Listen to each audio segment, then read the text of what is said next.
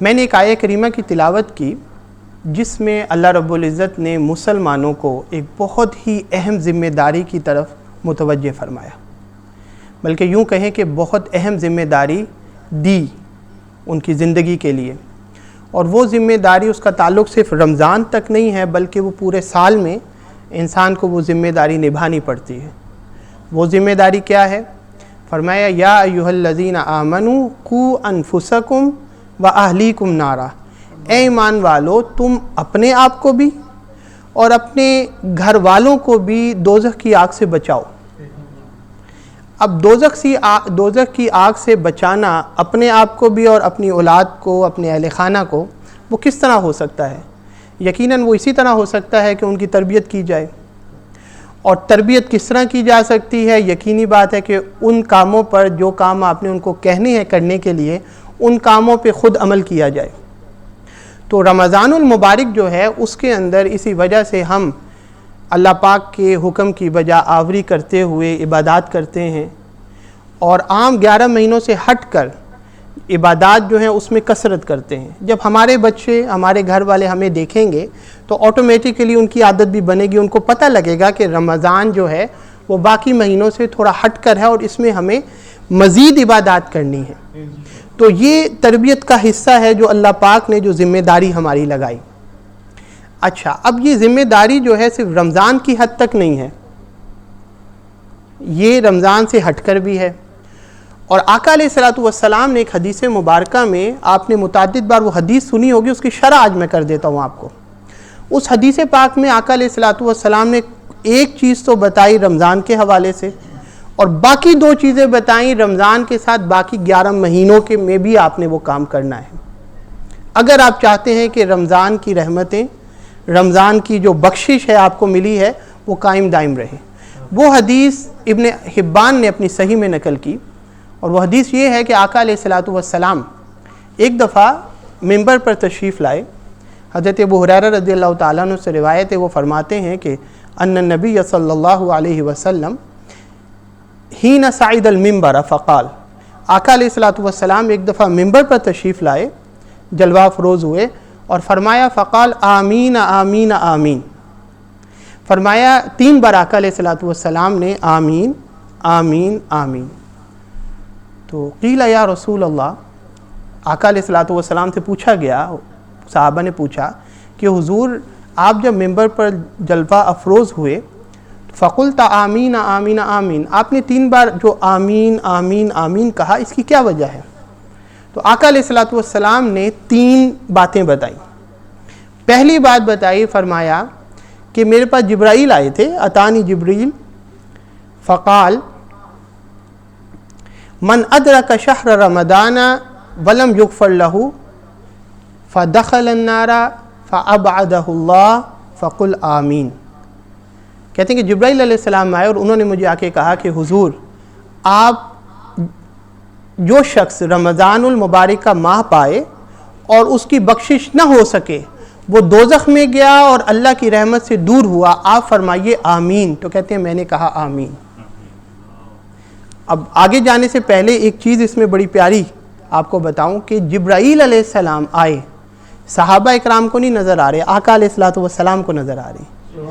اور یہ جو شب قدر ہے، سورۃ القدر میں اللہ پاک نے فرمایا ہے کہ اس شب قدر جو 1000 مہینوں سے بہتر ہے، اس کا ایک کمال یہ بھی ہے کہ اس رات جبرائیل علیہ السلام باقی فرشتوں کے ساتھ زمین پر اترتے ہیں۔ تنزل الملائکۃ والروح فیہا، روح سے مراد جبرائیل علیہ السلام، تو جبرائیل علیہ السلام اترتے ہیں۔ تو جبرائیل علیہ السلام اترے تو وہ رات 1000 مہینوں سے بہتر ہو، اور وہ کیا زمانہ تھا کہ دن رات جبرائیل حضور کے پاس آیا کرتے تھے۔ جی، آقا علیہ الصلوۃ والسلام نے فرمایا کہ خیر القرون کرنی، فرمایا سب سے بہتر زمانہ میرا زمانہ ہے۔ وہ کیا زمانہ تھا؟ جبرائیل آ رہے ہیں، جا رہے ہیں، اللہ کا کلام اتر رہا ہے۔ تو آقا علیہ الصلوۃ والسلام نے پہلی چیز کیا فرمائی؟ فرمایا کہ جس نے ماہ رمضان کا ماہ پایا، رمضان کا مہینہ پایا اور بخشش نہ ہو سکی، تو کیا ہوگا کہ وہ دوزخ میں گیا۔ کیوں؟ اس وجہ سے کہ اللہ پاک نے شیطانوں کو بند کر دیا، اور جو رحمت اللہ پاک اتنی جوش میں ہے کہ وہ بہانہ ڈھونڈ رہی ہے کہ کسی طرح کسی کو بخش دیا جائے۔ وہ عام دنوں میں بھی اللہ کی رحمت جو بن پر ہے، آپ معافی مانگے اللہ معاف کر دیتا ہے، لیکن رمضان کا کمال یہ ہے کہ اللہ پاک کی رحمت جو ہے، اس کی بخشش وہ بہانہ ڈھونڈ رہی ہوتی ہے کہ بس بہانہ ملے اور بندے کو بخش دیا جائے. اور اس ماحول میں بھی اگر کوئی اپنے آپ کو بخشوا نہ سکا تو حضرت جبرائیل علیہ السلام نے حضور کے ذریعے کہلوا دیا آمین کہہ کے کہ وہ دوزخ میں گیا اور اللہ کی رحمت سے دور ہوا. اچھا، یہ تو بات تھی رمضان تک. اب کیونکہ رمضان کا اینڈ ہو رہا ہے تو کچھ چیزیں آپ کو، کچھ سبق جو ہے وہ باقی 11 مہینوں کے لیے بھی دیا جائے. جی، کیونکہ آپ کی بخشش اگر ہو جاتی ہے، مان لیا ہو گئی، لیکن اگر باقی 2 چیزوں پہ عمل نہ ہوا تو یہ بخشش پہ بخشش نہیں رہے گی. وہ 2 چیزیں کیا ہیں؟ دوسری چیز آقا علیہ الصلوۃ والسلام نے فرمایا کہ پھر جبرائیل نے مجھے کہا کہ من ادرک ابویہ او احدہما فلم یبرہما فمات فدخل النار فابعدہ اللہ. فرمایا کہ جس شخص نے اپنے دونوں ماں باپ کو پایا یا ان میں سے کسی ایک کو پایا اور ان کے ساتھ نیکی نہ کر سکا تو فرمایا کہ وہ بھی دوزخ میں گیا اور اللہ کی رحمت سے دور ہوا. تو کہا حضور آپ فرمائیے آمین. تو کہتے ہیں میں نے کہا آمین. یہ بہت اہم بات ہے. ہم 27ویں کو عبادت بھی کرتے رہیں، ہم سخاوت بھی کرتے رہیں، ہم جتنے مرضی نیک اعمال کرتے رہیں، اگر ماں باپ کے ساتھ ہمارا رویہ ٹھیک نہیں ہے تو اس عبادت کا کوئی فائدہ نہیں ہے. یہ یاد رکھیں آپ. ماں باپ کے ساتھ اگر ہمارا رویہ ٹھیک نہیں ہے تو اللہ پاک آپ کی کوئی عبادت قبول نہیں فرمائے گا. یہ اللہ پاک کا کیٹیگوریکلی اعلان ہے. اللہ پاک نے قرآن پاک میں بھی جہاں پہ اپنی عبادت کی بات کی وَقَضَىٰ رَبُّكَ أَلَّا تَعْبُدُوا إِلَّا إِيَّاهُ، اس کے مان ساتھ ماں باپ کے ساتھ اچھا سلوک کرنے کا کہا گیا وَبِالْوَالِدَيْنِ إِحْسَانًا. اور آج جو ہم اپنے ماں باپ کے ساتھ کریں گے کل وہی ہماری اولاد ہمارے ساتھ کرے گی. جی، شیخ سعدی نے کہا تھا تیرے پاس اتنا بھی وقت نہیں کہ اپنے باپ کی تربت پہ بہر فاتحہ جائے، سمجھ لے تیرا بیٹا بھی یہی اغماز برتے گا، یہ قانون قدرت ہے جو بوئے وہی کاٹے. جی، قرآن پاک میں اللہ پاک نے جو فرما بردار اولاد ہے اس کے بارے میں ایک بڑی پیاری بات کہی، اور وہ اگر آپ کے علم میں نہیں ہے تو ہونی چاہیے اور آپ کو اس سے سبق ملے گا. اللہ پاک نے فرمایا کہ ماں باپ کے ساتھ اچھا سلوک کرو. ماں کا ذکر کیا کہ اس ماں نے تکلیف کے ساتھ حملت ہو امہ کرہا وودعت ہو کرا، تمہاری ماں نے تکلیف کے ساتھ تمہیں پیٹ میں اٹھا کے رکھا، پھر تکلیف برداشت کر کے تمہیں جنا. تو آگے اللہ پاک نے بیان کر کے فرمایا کہ وہ جو بچہ پیدا ہوتا ہے جب حتی اذا بلغ اشدہ، جب وہ جوان ہو جاتا ہے، بلغ 40 سنہ، اور پھر وہ 40 سال کا ہو جاتا ہے. جب وہ 40 سال کا ہوتا ہے تو اس کو پھر سمجھ میں آتی ہے جو پہلے سمجھ نہیں تھی. جو بعض خوش قسمت ایسے ہوتے ہیں حتی اذا بلغ اشدہ، جب وہ جوان ہوتے ہیں تو تب بھی ان کو سمجھ میں آ جاتی ہے. کسی کو اس وقت سمجھ نہیں آتی تو لاسٹ سٹیج 40 سال اللہ پاک نے فرمایا یہ ہے. اگر اس کے بعد بھی اس کو سمجھ نہیں نہ آئی پھر وہ بدبخت ہے. وہ بات کیا اس کو سمجھ میں آتی ہے؟ کہتے قال ربی اوزعنی ان اشکر نعمتک التی انعمت علی وعلی والدی. اس کو سمجھ میں آ جاتی ہے کہ میرے ماں باپ نے میرے ساتھ کیا کیا احسان کیے. پہلے تو شاید نہیں اس کو اندازہ ہوتا. اب وہ دیکھ رہا ہوتا ہے، وہ اپنی بیوی کو بھی دیکھ رہا ہوتا ہے کہ وہ بچے پیدا ہوئے تو کس طرح ہوئے، تو اس کو سمجھ میں آتی ہے کہ میری ماں نے کتنی تکلیف برداشت کی. وہ اپنے بچوں کے ساتھ جو اس کا رویہ ہوتا ہے، محبت ہوتی ہے، وہ جو قربانی دے رہا ہوتا ہے، اس کو اب سمجھ میں آتی ہے ہاں میرے باپ نے بھی اسی طرح میرے ساتھ کیا ہوگا. اگر 40 سال کے بعد بھی اس کو سمجھ نہیں نہ آئی پھر وہ اپنے آپ کو بدبختوں میں شمار کر لے. تو اللہ پاک نے فرمایا کہ جب وہ 40 سال کا ہوتا ہے تو پھر کیا؟ قال ربی اوزعنی ان اشکر نعمتک التی انعمت علی وعلی والدی. وہ کہتا ہے مولا مجھے توفیق دے کہ میں تیرا شکر ادا کروں اس پر جو تو نے مجھ پر انعام کیا، اور اس پر بھی شکر ادا کروں اس پر بھی کہ جو تو نے میرے ماں باپ پہ انعام کیا. کیوں؟ کیونکہ اس کو پتہ لگ جاتا ہے کہ آج میرے پاس جو نعمت ہے، آج مجھ پر جو کرم ہے، وہ سلسلہ ہے اس چیز کا جو میرے ماں باپ پہ کرم تھا. اگر آج آپ کے پاس وسائل ہیں، آپ کے پاس خوشحالی ہے، تو وہ آپ کا باپ ہو سکتا ہے اس نے دن رات لگائے ہوں، کمایا ہو، تو آج آپ خوشحال ہیں.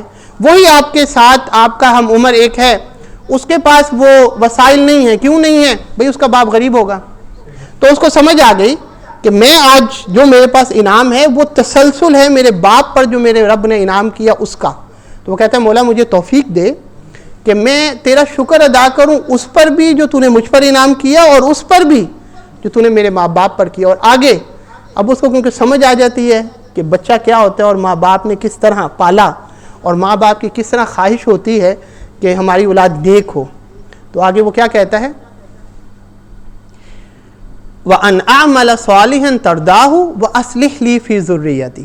وہ پھر کہتا ہے مولا مجھے توفیق دے کہ میں ایسے عمل کروں جس سے تو راضی ہو جائے اور میری جو اولاد ہے نا اب مولا اس میں میرے لیے خیر رکھ دے, ان کو نیک بنا دے.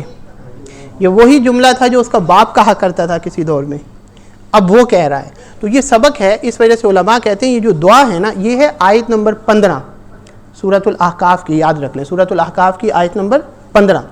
یہ جو آیت ہے اس کی یہ جو دعا ہے جو 40 سال کا ہو جائے اس کے بعد اس کو معمول کے ساتھ یہ دعا مانگنی چاہیے. اس کا اثر یہ ہوگا کہ اس کی اپنی اولاد جو ہے وہ صالح ہوگی اور اس کے ماں باپ اس سے خوش ہوں گے.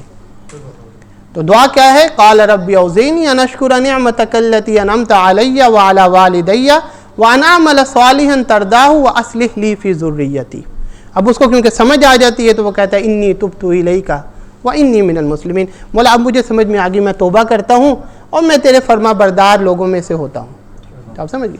تو آقا علیہ الصلوۃ والسلام نے فرمایا کہ رمضان میں تو چلے بخشش ہو گئی نا, لیکن اس کے بعد فرمایا کہ جو ماں باپ کو پائے دونوں کو یا ایک کو اور نیکی نہ کر سکا وہ بھی دوزخ میں گیا. فرق یہ رکھا حضور نے, رمضان میں بس اتنا کہا تھا کہ جو جس کی بخشش نہ ہو سکی وہ دوزخ میں گیا. ادھر فرمایا انسان ہے, کمزوری رہ جاتی ہے, 40 سال تک ہو سکتا ہے سمجھ نہ آئے, تو لیکن ادھر فرمایا کہ جس نے ماں باپ سے نیکی نہ کر سکا اور مر گیا اسی حالت میں, توبہ نہیں کر سکا, ماں باپ سے معافی نہیں مانگ سکا, یہ آقا علیہ الصلوۃ والسلام نے تھوڑا سا موقع دیا. تو چاہیے کہ موت کا پتہ نہیں ہے, اگر کسی نے کبھی اپنے ماں باپ سے اونچی آواز میں بات کی ہے تو ان سے معافی مانگے. جی ماں باپ وصال کر گئے ہیں ان کو ایصال ثواب کرے, یہ ان کے لیے احسان ہے جو انہوں نے آپ کے ساتھ کیا. اور پھر آقا علیہ الصلوۃ والسلام نے تیسری چیز فرمائی. تیسری چیز کیا فرمائی؟ فرمایا کہ جبرائیل نے مجھے کہا کہ حضور من ذکرت عندہ فلم یصلی علیک فمات فدخل النار. کہتے ہیں کہ جبرائیل علیہ السلام نے کہا کہ حضور جس کے سامنے آپ کا ذکر ہوا ولم یصلی علیک اور اس نے درود کی صورت میں آپ کا ذکر نہ کیا. جی اس کا ترجمہ عام طور پر تو کہتے ہیں انہوں نے درود نہ پڑھا, نہیں, اس کا اصل مفہوم یہ ہے کہ جس کے سامنے آپ کا ذکر ہوا اور اس نے درود کی صورت میں آپ کا ذکر نہ کیا. کیوں؟ کہ بھئی اتنی ہنسی کا ذکر ہو رہا ہے اور تمہاری توجہ نہیں ہے. اس کا ذکر ہو رہا ہے جس جیسا کائنات میں کوئی نہیں, اس کا ذکر ہو رہا ہے جس جیسا حسن کائنات میں اللہ نے نہ بنایا ہو, اس کا ذکر ہو رہا ہے اور انسان بودری نہ کرے, اپنے معمول جاری رکھے, نہیں, اس کو توجہ دے کے اس کا شکریہ ادا کرنے کے لیے کہ جس کی وجہ سے اللہ پاک نے ہمیں قرآن عطا کیا, جس کی وجہ سے اللہ پاک ہمیں جنت کے وعدے دے رہا ہے, اگر اس کا ذکر ہو رہا ہے اور تم اس پر درود نہ پڑھو تو یہ نہ شکری ہے, اللہ کی نہ شکری ہے. تو فرمایا جبرائیل علیہ السلام نے کہ حضور جس کا ذکر آپ کے سامنے کیا جائے اور وہ درود کی صورت میں آپ کا ذکر نہ کرے وہ بھی دوزخ میں گیا اور اللہ کی رحمت سے دور ہوا. اور بلکہ ادھر فرمایا کہ ایسا معمول اس کا رہا فماتا, اور اسی حال میں وہ مر گیا. کبھی کبھی ہو سکتا ہے کہ انسان توجہ نہ کرے, لیکن اس کا معمول ہی اگر یہ ہے کہ وہ بودر ہی نہیں کرتا ہے, یعنی اس کو وہ معمولی چیز سمجھتا ہے کہ حضور کا ذکر ہو رہا ہے اور حضور کے ذکر کی طرف توجہ ہی اس نے نہیں کی, اپنا معمول جاری رکھا اور اسی حالت میں وہ مر گیا, تو آقا علیہ الصلوۃ والسلام نے اس پر بھی آمین کہا کہ وہ دوزخ میں گیا اور اللہ کی رحمت سے دور ہوا. تو لہٰذا یہ سبق ہے رمضان کے اینڈ پر کہ رمضان میں بخشش اللہ پاک نے عطا کر دی اور اس بخشش کو سنبھال کے رکھنا ہے. تو باقی دو چیزیں جو حضور نے فرمائی اس حدیث پاک میں کہ ماں باپ سے نیکی کرتے رہو اور آقا علیہ الصلوۃ والسلام کا ذکر کرتے رہو, حضور پہ درود پڑھتے رہو, ٹھیک ہے, تاکہ ہمارا تعلق آقا علیہ الصلوۃ والسلام سے رہے. تعلق ہی سارا کچھ ہے. جو ایمان ہے وہ ہے کیا؟ وہ آقا علیہ الصلوۃ والسلام سے محبت ہے اور تو کچھ نہیں ہے. اللہ کو تو دیکھا کوئی نہیں, اللہ کو کسی نے دیکھا ہے؟ نہیں دیکھا. حضور کے کہنے پہ ایک خدا کو مانتے چلے آ رہے ہیں. جی حضور نے فرمایا تھا کہ بھئی جنت ہے دوزخ ہے, جی حضور ہے. حضور نے فرمایا یہ قرآن ہے, بھئی صحابہ نے کہاں دیکھا تھا جبرائیل کو آتے ہوئے کہ قرآن دے رہے ہیں؟ حضور ایک دن آئے اور کچھ کلام کیا تو کلام جب کر رہے تھے آقا علیہ الصلوۃ والسلام، پہلی وہی اتری اقرأ بسم ربک الذی خلق خلق الانسان من علق. اب اس کے آگے پیچھے جو ہے وہ حضور نے کلام بھی تو کیا نا بتانے کے لیے. تو صحابہ نے پوچھا حضور اس میں سے آپ کی حدیث کون سی ہے اور اللہ کا کلام کون سا ہے؟ فرمایا کہ یہاں سے یہاں تک اللہ کا کلام ہے، باقی میری حدیث ہے. بھئی یہی دلیل ہے قرآن کی اور کوئی دلیل نہیں ہے. تو حضور کے کہنے پہ سب کچھ ہو رہا ہے، تو اس کے جس کے کہنے پہ سب کچھ ہو رہا ہے اس کا ذکر ہو اور توجہ نہ ہو اور اس پہ درود نہ پڑھا جائے. اللہم صلی وسلم وبارک علی محمد وآخر دعوانا الحمدللہ رب العالمین.